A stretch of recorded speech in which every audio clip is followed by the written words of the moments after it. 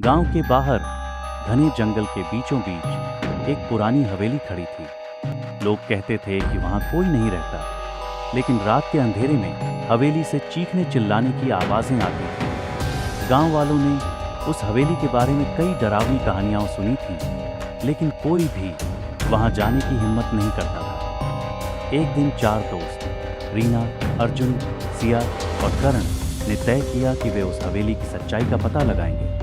वे torch और camera लेकर रात के 12 बजे हवेली में पहुंचे। हवेली के दरवाजे पर हाथ रखते ही अर्जुन को एक ठंडी लहर महसूस हुई, जैसे किसी ने उसकी उंगलियों को छू लिया।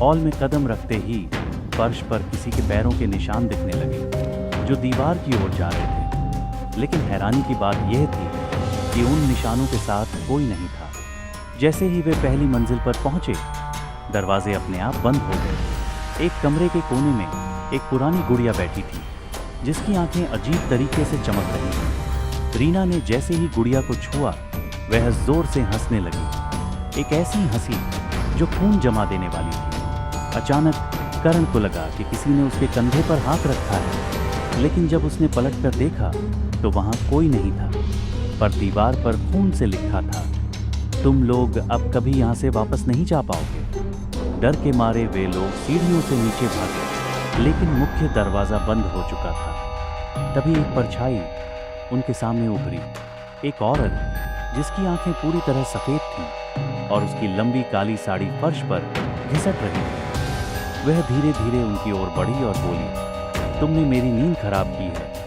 अब मैं तुम्हें चैन से नहीं जीने दूंगी। सिया ने अपनी हिम्मत जुटाकर भगवान का नाम लिया और दरवाजे पर जोर से धक्का मारा। अचानक दरवाजा खुल गया और वे चारों बाहर भागे।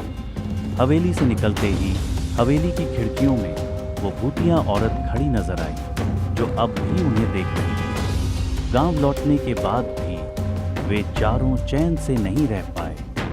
हर रात उनके घरों में अजीब घटनाएं होने लगी।